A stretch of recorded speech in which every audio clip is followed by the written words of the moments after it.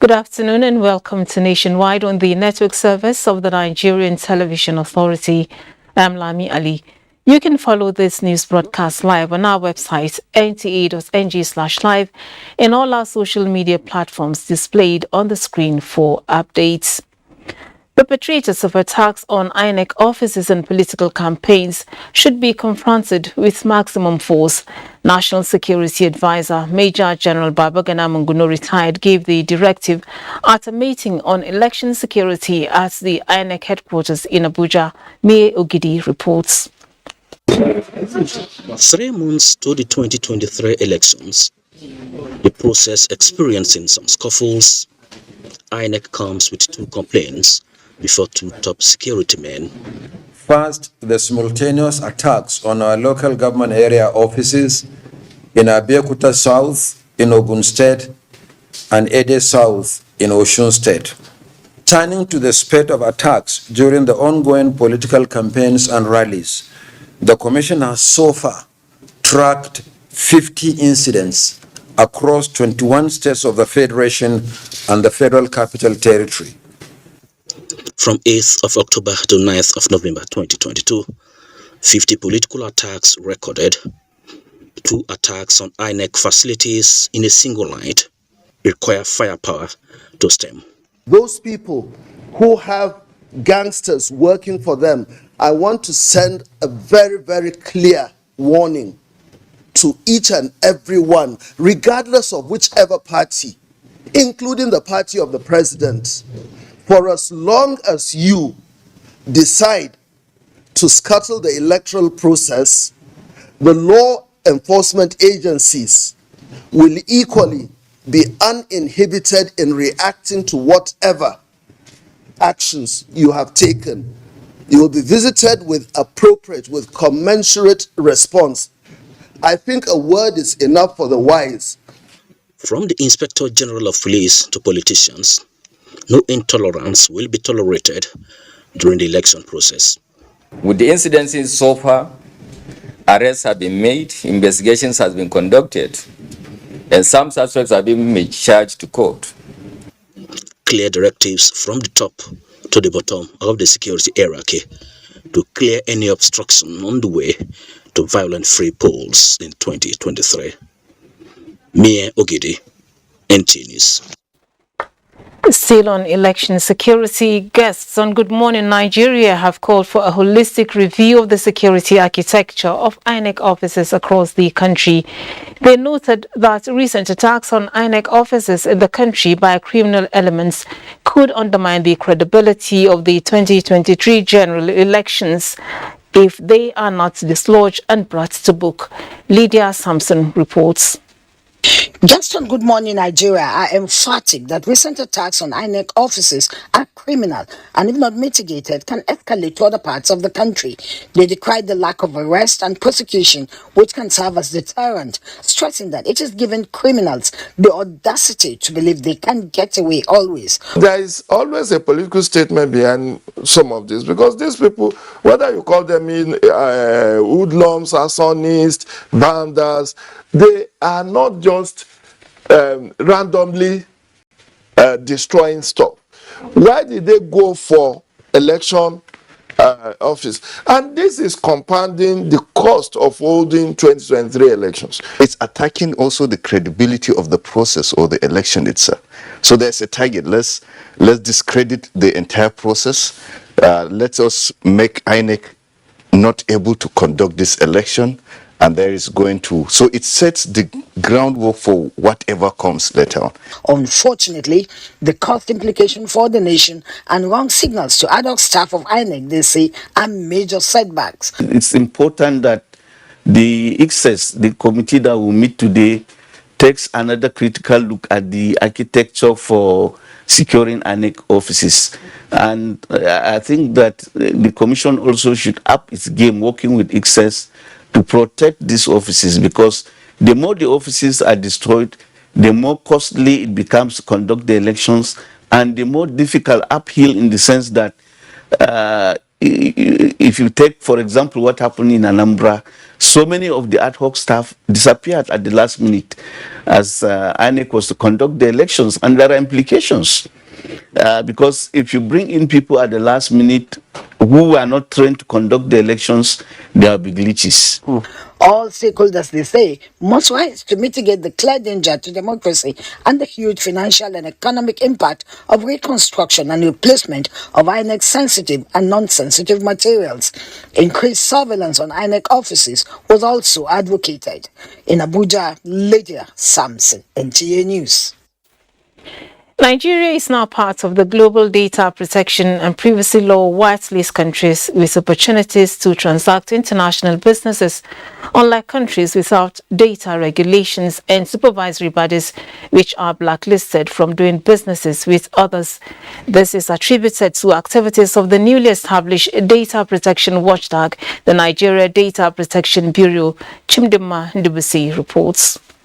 Aliyu, just like majority of the world's population, transacts almost all his affairs online. You use your phone instantly to pay bills, enter social media. With this, some of his personal information are stored on the internet. This can be accessible to all if organizations with repository of the data don't go all out in safeguarding entrusted information. Only 4% of public establishments are said to comply with data protection regulations. The private sector, 49%. Fingers point at online loaning apps that breach data of defaulting customers when deploying all means to recover debts. It is to ensure that both public and private organizations strictly conform with already laid down data protection and privacy regulations to avoid undue exposure and manipulation that the Nigeria Data Protection Bureau was created earlier this year. The regulation of the processing of personal data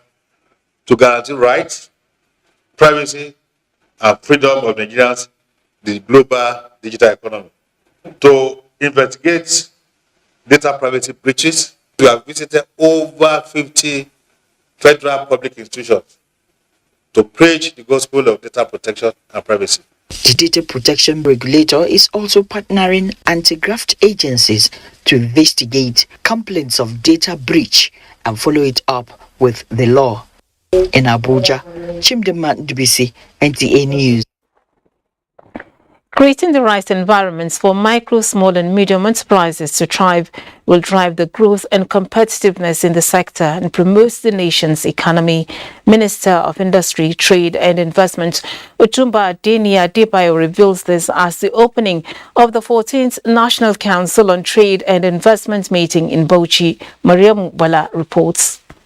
With accelerating industrialization, building sustainable economy, expanding business growth and entrepreneurship forming the ministry's priority, trade and investment sector has contributed immensely to job creation and poverty reduction in the country. To further accelerate industrialization, we are fast-tracking the establishment of special economic zones across the country to increase the availability of infrastructure and provide fiscal incentives for value addition.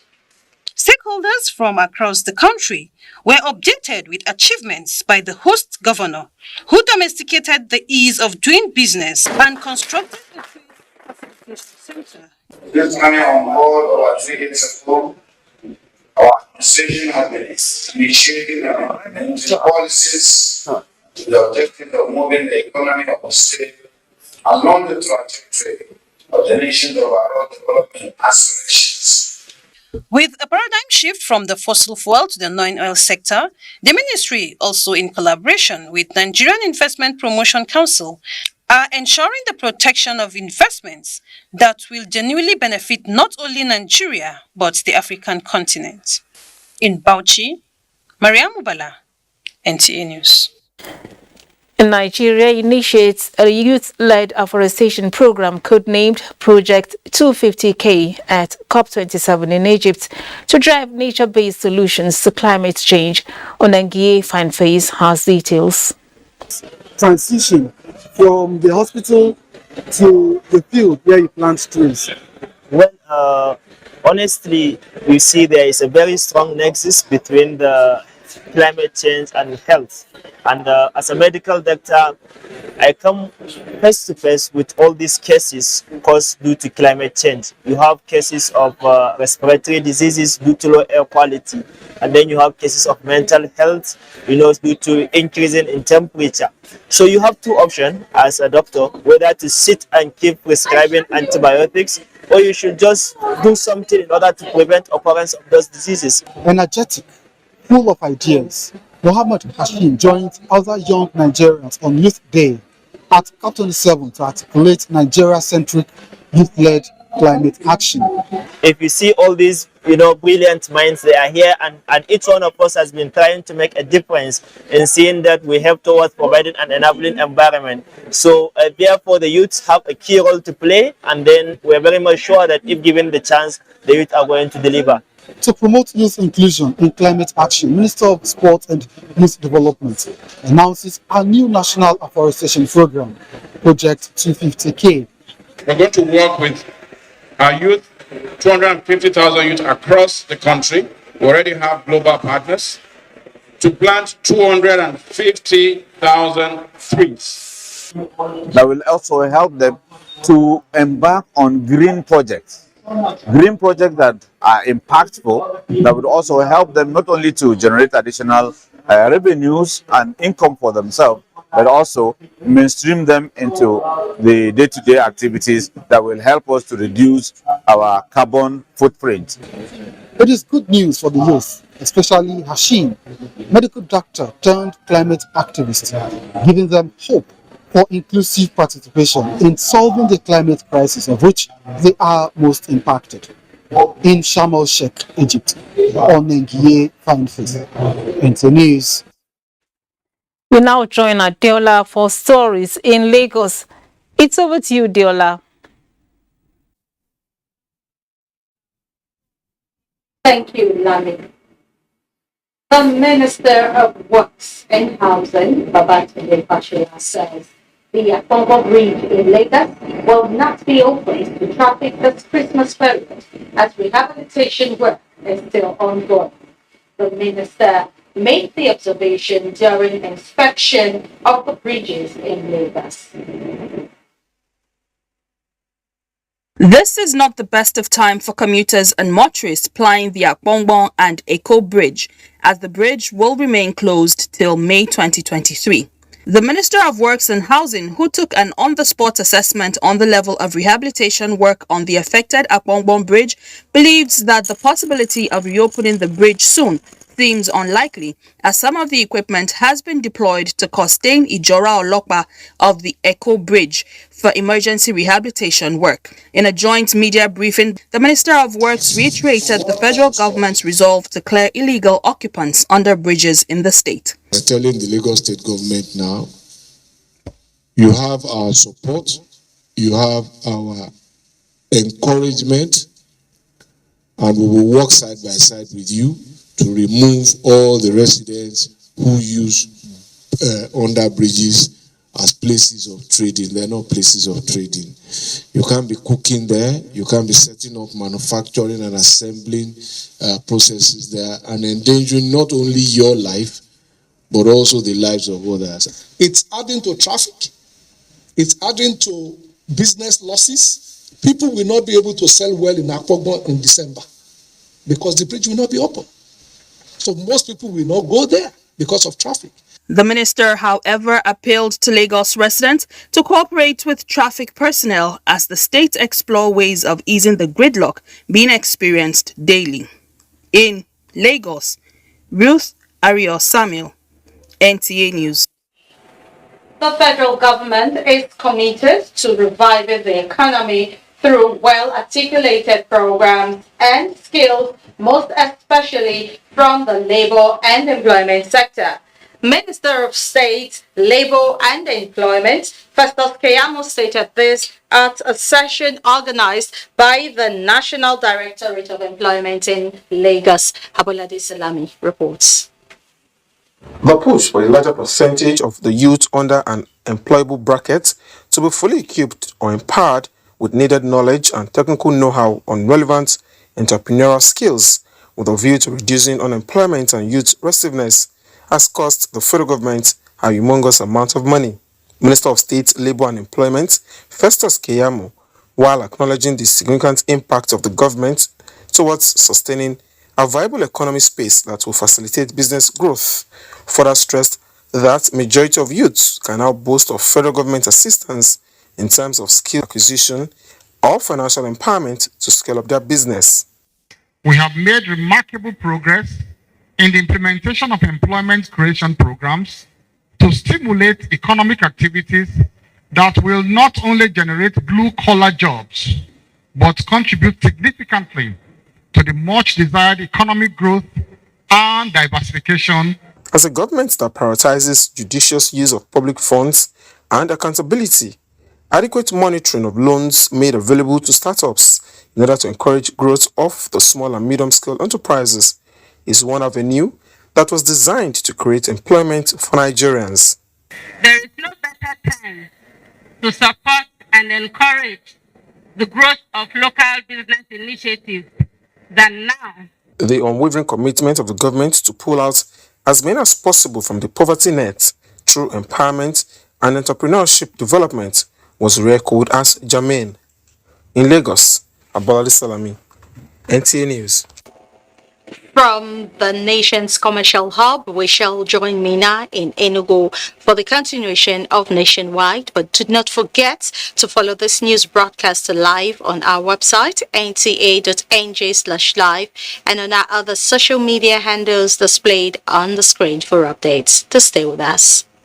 The Minister of Information and Culture, Alhaji Lai Mohammed, welcomes the United Nations World Tourism Organization Secretary General and Ministers of Tourism, Culture and Arts from the UNWTO member states to the first UNWTO Global Conference on Linking Tourism, Culture and the Creative Industries. Date from 14th to 16th November 2022. Venue, National Theatre, Igomu, Lagos. Workshops and technical sessions starts on 14th November. Opening ceremony 15th November, time 10 a.m. A Day with Nollywood, 16th November, time 10 a.m. Special guest, UNWTO Secretary General, Mr. Zurab Pololikashvili. Special guest of honor, His Excellency Muhammadu Buhari, GCFR, President, Federal Republic of Nigeria. Mrs. Lydia Shehu Jafia, MNI, Permanent Secretary, Federal Ministry of Information and Culture. Announcer.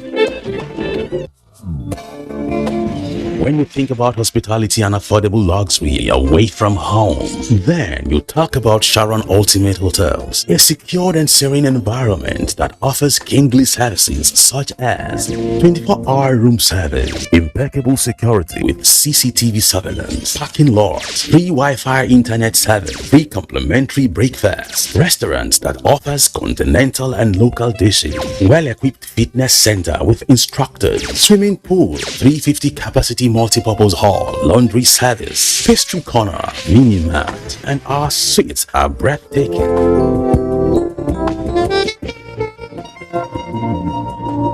For reservation, locate us at plot 1710 Tafawa Balewa Way, Area 3, Garikia, Abuja. Sharon Ultimate Hotels, the ultimate place.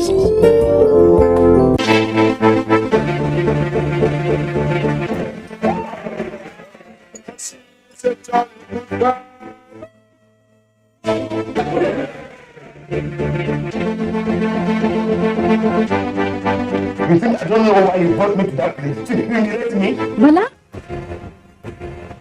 Stop it right there. Give me that. I spoke to her so sternly. Look, women need a bit of tapping. Don't tell me you're one of those men that beat their wives.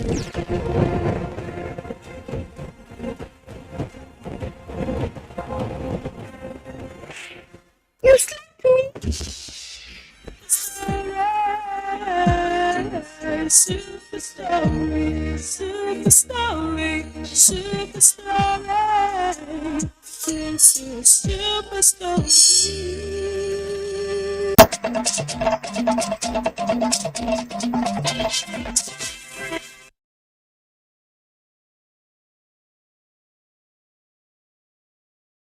Good afternoon and welcome to Enugu. To provide a platform for strategic health programming and decision-making by both government and health partners, the Enugu state government has launched a State Health Partners Coordination Forum. Deputy Governor Cecilia Ezelo, while performing the launch, noted that the forum is born out of the need for a well-structured coordination mechanism for partners in the state health sector. Susan Eze reports.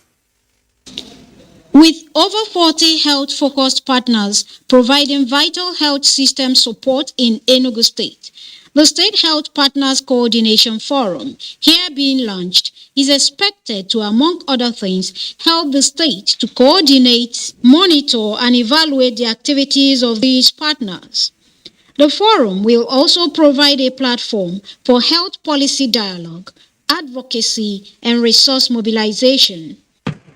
Our experience has then shown that coordination provides the vital mechanism for channeling the activities of partners in order to ensure that the highest possible standards in health programming and budgeting are maintained and continually improved upon.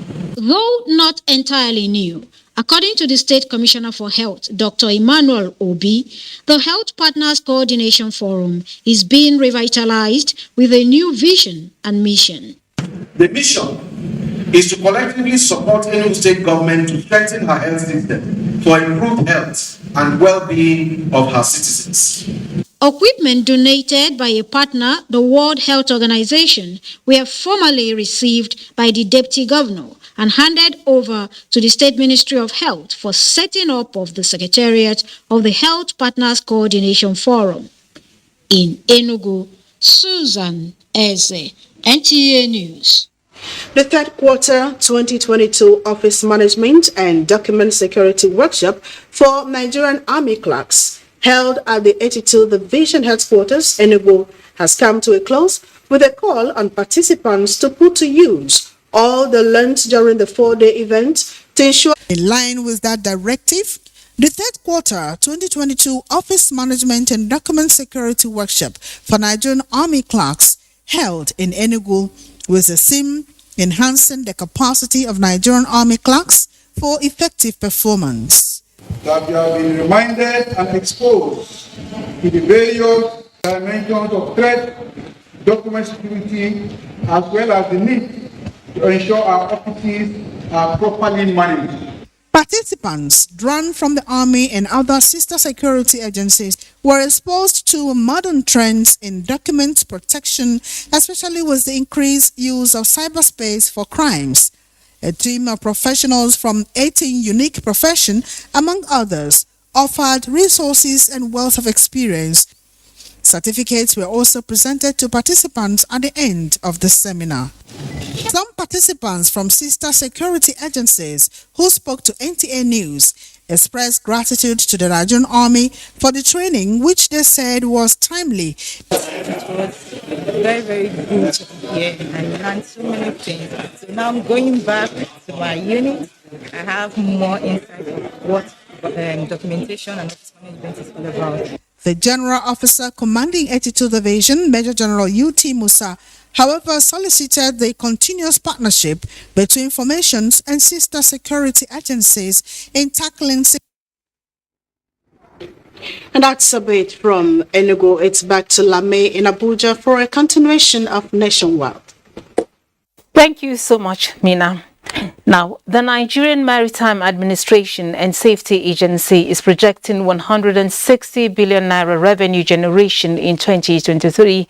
Director General of the agency, Dr. Bashir Jamu, gave this projection while defending the 2023 budget proposal of NIMASA before the Senate Committee on Marine Transport.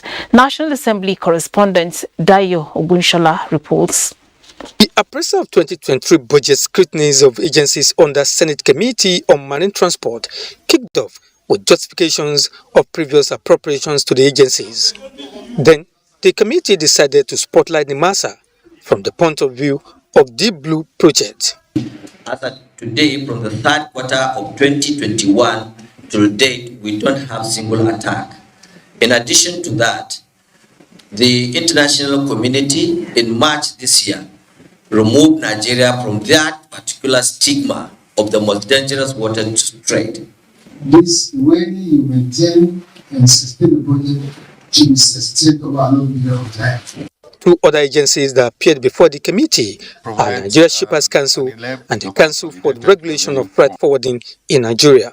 And so we believe that we will start implementing the ICT, and that in itself is a revenue earning source that will definitely address all of these challenges that we have been established here.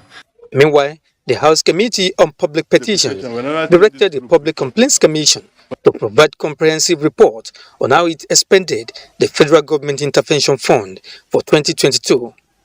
People must come be here on Tuesday. Another question. That you'll be able to tell or capture what you use the intervention money to do. How much have you received? Even if it means I didn't do. Because we are supposed to know. I don't know who gave you the impression that that money is different from budget. For this reason, the budget defense was shifted to another date. From the National Assembly, Dayo Ogunshola, NTA News. Communities in hydroelectric power producing areas development commission in Niger State are advocating improved intervention in the areas of security, healthcare, education and road infrastructure to guarantee quality life for the teeming population. Those were some of the issues raised as the presentation of a 5-year medium-term strategic plan by the Commission to enable it to deliver on its mandate effectively. Fatima Aliu reports. The 5-year strategic plan, which covers all sectors of the economy, is to enable IPADEC to define its vision and objectives as well as establish the sequence of its achievements. The event also availed the representatives of the communities under the Commission an avenue to make valid inputs and assessment of the Commission. As a government, we will continue to support all federal government agencies and commissions in the discharge of their responsibilities. The local government administration doors are always open for intervention agencies like IPADEC. We want a more comprehensive and massive intervention in all these areas of your concern. Chairman of IPADEC Governing Council, Joseph Itiaf, and its Managing Director, Abubakar Sadiq Elua, both reiterated the Commission's commitment to improve on the lives of host communities and ensure transparency and accountability. The Governing Council has approved for us to go and look at the tertiary hospital owned by the state and look at what is the major diagnostic equipment it lacks. IPADEC has continued to provide succor to the communities through empowerment of its teeming youths, medical outreaches, distribution of relief materials, and rehabilitation of water networks, among other interventions. In Mina, Fatima Aliu, NTA News. The Lagos Business School is working to improve knowledge and administrative skills of public servants towards effective design and administration of policies, programs and services for economic growth. This is being achieved under its public sector leadership program. Benny Adams reports that the school assembled stakeholders in the public and private sector in Abuja for a thought-provoking session on the urgent need to make Nigeria work better. Intelligence is not just economics as we see it. Science, technology, cyber, all this, everything that will impact on the national economic interest in America. They have experts there that are thinking 24/7. It was a moment of frank talk about making Nigeria work better, and very senior public servants, security chiefs, and private sector players share experiences and views on the way to go. The Lagos Business School Public Sector Leadership Program will usher in further collaboration between LBS and public sector stakeholders in areas of critical capacity development to lead the public sector to deliver superior value to Nigerian public. For NTA's Executive Director, Administration and Training, it is time to walk the talk.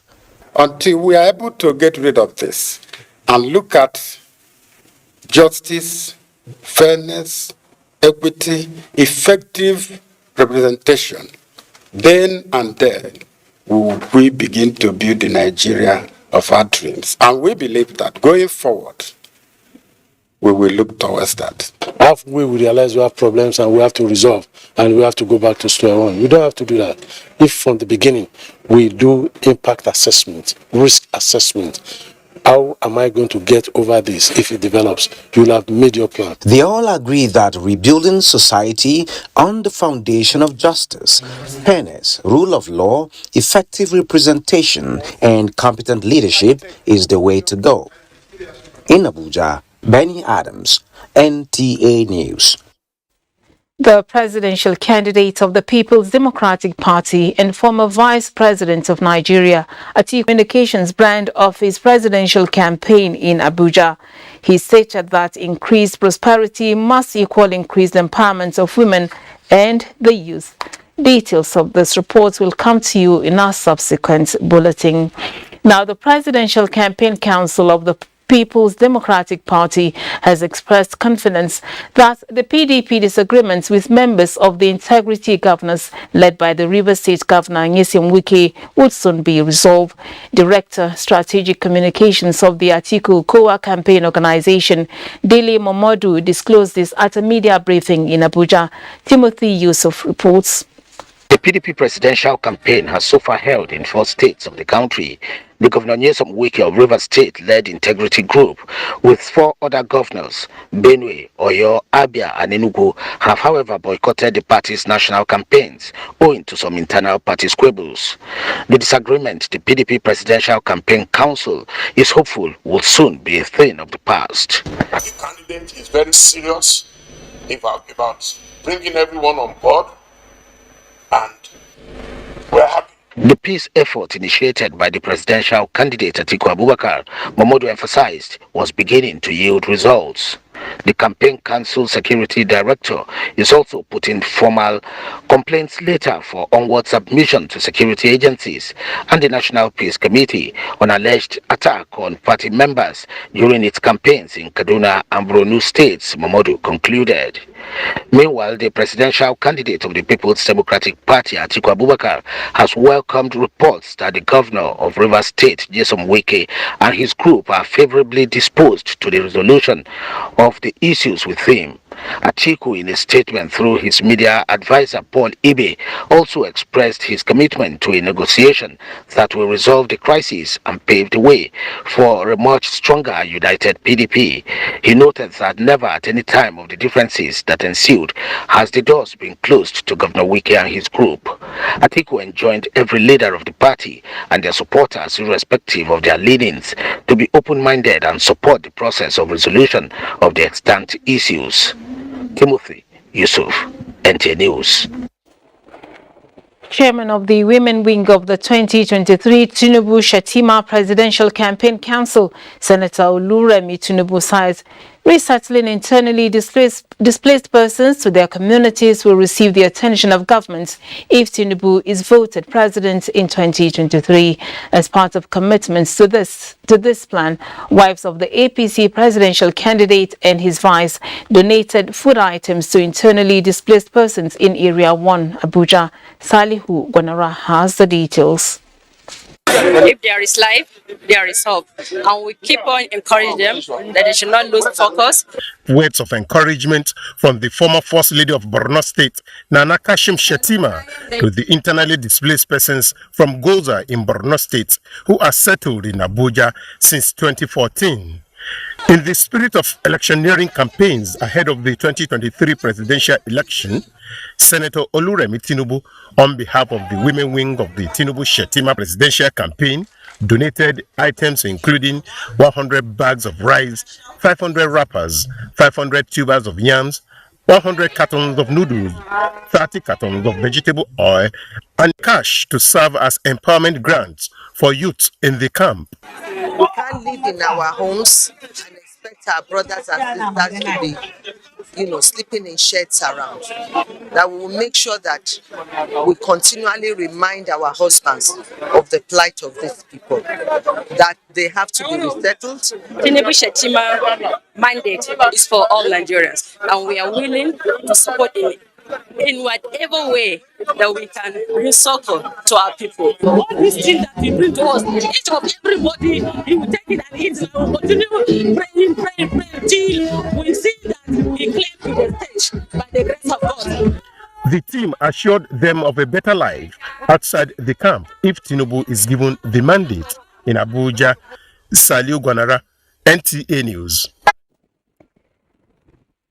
Mobilizing women for effective participation in the 2023 general elections was the focus of a seminar put together by the New Nigeria People's Party towards building a support base for its presidential candidate, Senator Rabiu Musa Kwankwaso.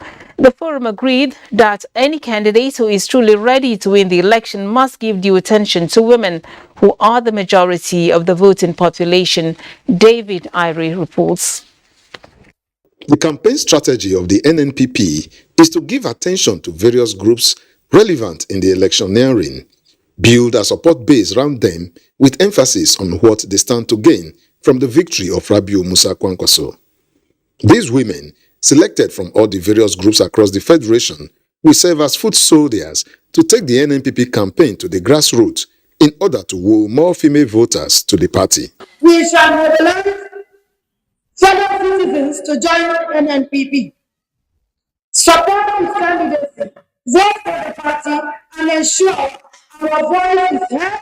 You can have a very beautiful program. That's a great thing. Very beautiful program. But this is not marketed as that women. They will not know what is the content. The leadership of the party is mindful of the likely benefits if the women are able to spread to every ward and local government the leadership qualities of Senator Kwankwaso and his agenda for the women, if elected. If you are looking for 35% or 50% or parity, you must get education part. If you don't get education, you cannot get education. If you are not educated, there's no way you can give me a space and you take it out. So education is the foundation. Free natal and maternal health care in all government health facilities across the Federation, in collaboration with state and local governments, is part of the policies for women contained in the presidential blueprint recently unveiled by Senator Kwankwaso. In Abuja, David Irie, NTA News. Ibadan Network Center is our next stop, and Lanre is standing by. Hello, Lanre. To you, Lami, and welcome to Ibadan. As part of measures to reduce the impact of flooding, Oyo State government has distributed relief materials to flood victims and vulnerables across the 33 local government areas of the state. Grace Ayonleke reports. Itesiwaju and Ibarapa North local government areas were the worst hit of the flood and rainstorm that ravaged the state. Relief materials distributed include bags of rice, maize, clothing, and household items to mitigate the effect of economic hardship occasioned by the flood and other disasters on the people. Having realized the strong nexus between development and disaster event, the state government stands firmly on strengthening the infrastructural and capacity resilience, food security, maintenance of law and order, and crime reduction. The people that actually need the relief materials are the ones that get the relief materials. It affected our people there. That is why I want to thank our governor. People will be relieved now through this material distributed today. We need to prepare better so that we're not going to have worse situation next year. If you can prepare, then you're going to have lesser impact of the flood. The state government at the occasion presented vehicles for the smooth operations of Oyo State Emergency Management Agency, or ISEMA, in Ibadan. Grace Ayonleke, NTA News. As part of efforts to boost food production in the country and reduce farmer herders clashes, the Federal Ministry of Agriculture and Rural Development has organized a workshop for farmers on greenhouse farming options. Adebola Agbaje has details of these events which took place in Ogbomoso, Oyo State. In Nigeria, greenhouse farming is gradually finding its roots as one of the key priorities of President Muhammadu Buhari's administration under the Economic Sustainability Plan is to improve the agricultural sector, which is the key sector identified for driving the diversification of the economy, employment generation, and to achieve food and nutrition security. To achieve these objectives, the ministry is promoting improved greenhouse technology for the production of agricultural produce to enable year-round food availability in the country. In greenhouse, after 3 months, your tomato starts producing, and it produces for 4 months, which means you have 4 months long of harvesting tomatoes. They use less of chemicals purposely because they already have an organized environment where they plant, which will not allow pests to thrive well. Use hybrid seed. Don't use all this common seed you get from the market, because at the end of the day, you don't know the sources of this seed.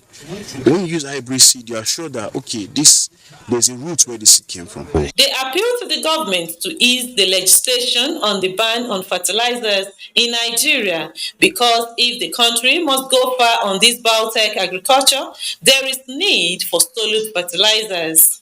From Ogbomoso, Adebola Agbaje. Those are the trending reports from Ibadan at this hour. Nationwide continues with Abubakar in Maiduguri after this break. Stay with us. A new edition of TV Guide is out, featuring an impeccable personality with purposeful leadership. Alhaji Mohammed Meitakobi, the Executive National President of Road Transport Employers Association of Nigeria. In 774 local governments, will be able to put all our structures in everywhere. I'll be able to bring the regions members together, to reconcile them to come and work for the progress of the association. Welcome to a world of fun and excitement as we also present an assemblage of professionals in the media space. Some compelling NTA programs, current trends in the fashion world, ICT, sports, entertainment, and lots more. Get a copy at the vendor near you or any NTA station nationwide. TV Guide, your indispensable companion.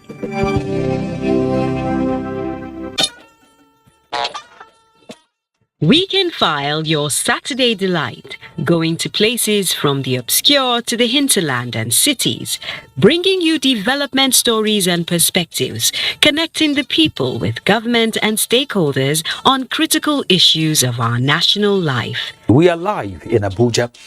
It's 9 p.m. every Saturday on the network service of the NTA. Weekend File. You can't afford to miss it.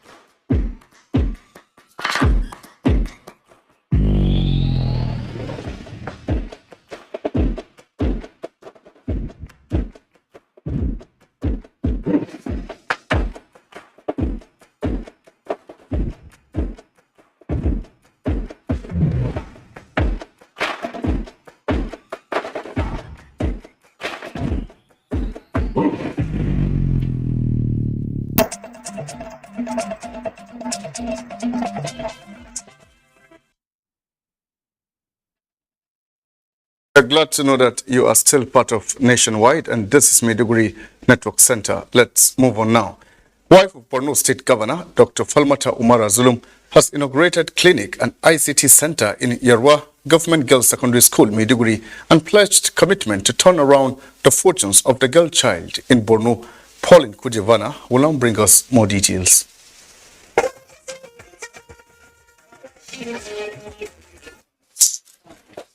The clinic and ICT center, built and equipped by Multi-Aid and Charity MARC Initiative in collaboration with United Nations High Commission for Refugees, UNHCR, has 20 desktop computers, 30 iPads and solar panels for constant power supply, in addition to access to free first aid services. Wife of Borno State Governor, in this modern era and its integration into education system will pave new ways for learning and improves engagement of the students.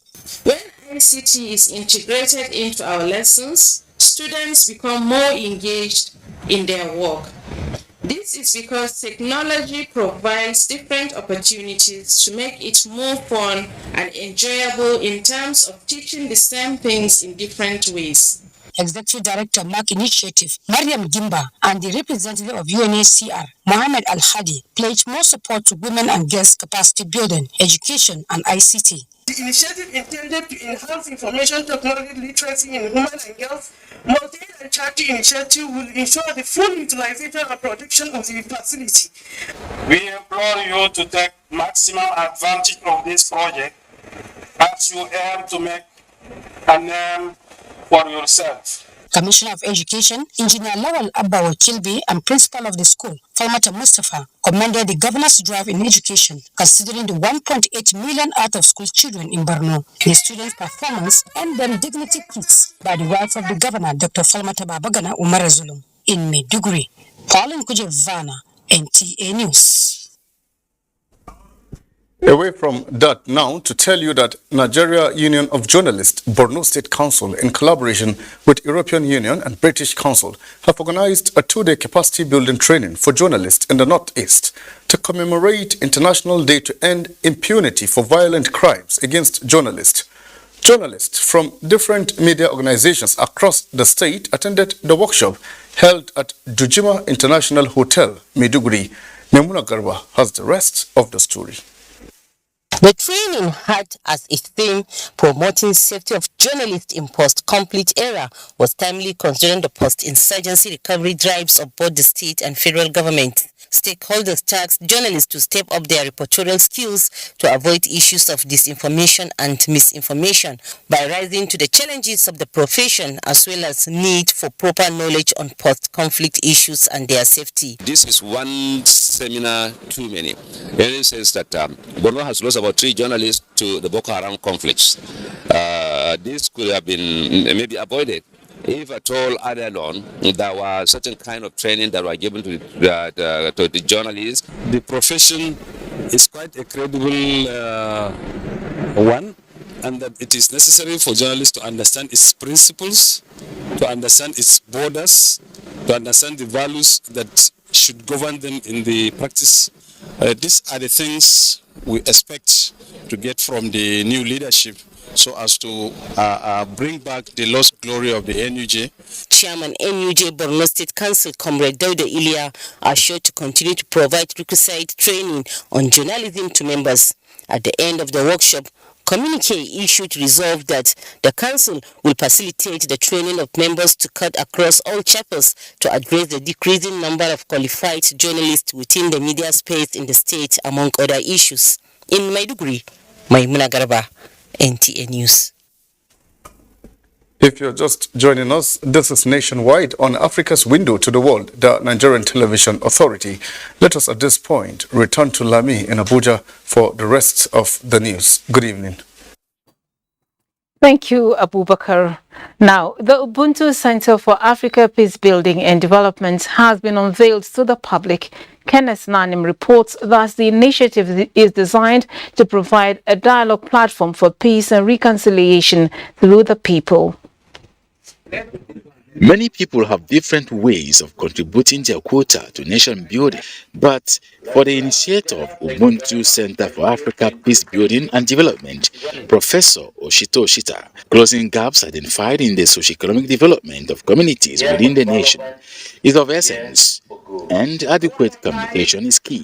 Ubuntu Center will be able to deal with a lot of the issues that are troubling people in the open society. And so we want to help to organize them and also to give them empowerment. Empowerment in the sense that they should have skills that they can live on their own. Remarks on some attitudes that define the country as a people resonated strongly, energizing feelings of patriotism. Ubuntu Peace Building Initiative should include a huge space for discussing with religious leaders on how to make their adherents live what their holy books say. There was also the conviction that the initiative must be supported in order to thrive. We will be happy to share it with the Indian companies and request them to be part of this noble initiative. The center is based in Ogoja, Cross River State, a deliberate effort to bring the town up to speed with development in line with its historical relevance. Kenneth Nanim, NTA News. The National Human Rights Writers Association of Nigeria, an advocacy group, has commended the Nigerian army for the recent successes against enemies of the state across the country. The group, led by its coordinator Emmanuel Omubiko, gave the commendation while on a working visit to the office of the Chief of Army Staff, Lieutenant General Farouk Yahaya.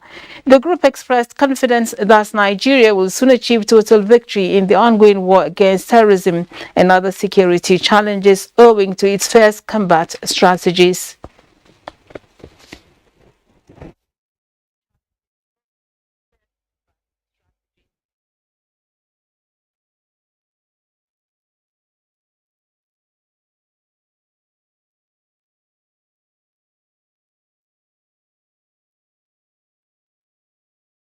We want to condemn totally and absolutely the attacks on men and officers of the army, and in fact, attacks targeting strategic national security interests is absolutely condemned. We have human rights death. And those human rights death are even not put in the barrack in most places, they're in the town so that you can accept them. They are not in the barrack to say that even when you have complained, you cannot even go to the barracks. No. And that's what I be meant to put all of them where you can accept them and complain if there is need. The Army Chief stressed that the military will sustain its constitutional mandate of securing the nation's territorial integrity against external aggression and assist the civil authority when called upon. Let's take sports updates. Football fans are frowned at the ill treatment meted on Rivers United players following their 1-1 draw against Al Nassr of Libya, which ensured the Pride of Rivers qualified to the group stage of the CAF Confederation Cup. Water cans were thrown at the visitors by Al Nassr fans, a development sports analyst condemned in its entirety, charging African clubs and Confederation of African Football on the need to sensitize football fans against such violent conduct. This is not good for the game. You know, in football, we talk about fair play, and when you have such situations, it doesn't speak of fair play. So CAF must ensure that the hammer drops down on all of these teams, and these things are not allowed to foster for longer than usual. 8-time winners Manchester City will host holders Liverpool in the 4th round of the Carabao Cup. Manchester United tackled Burnley after beating Aston Villa 4-2 in the 3rd round. Gillingham, the lowest ranked side left in the competition, faced Wolves at Molineux. The matches will be played in the week commencing 19 December.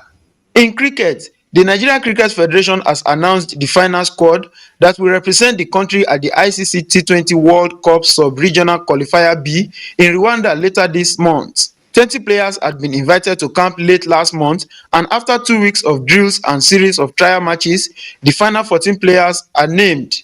Sylvester Okwe will lead the Yellow Greens as captain. Owunzulike Chimeze returns to the team, while the likes of Isaac Okpe, Onikoyi Ademola, Sheson Adedeji, Peter Ao and Prosper Useni also made the cut. The tournament, which is expected to take place from the 28th of November to 8th of December, has Nigeria drawn in Group B alongside Tanzania, Ghana, Sierra Leone, Mozambique, Eswatini, the Gambia and Cameroon, with top 2 teams scheduled to progress to the next phase of qualification. With sports updates, Olalekan Kilajolu, NTA News. And that closes Nationwide for today. We thank you for watching. Rape is a crime. Don't forget to join the NTA in the campaign against rape and rapists. I'm Lami Ali.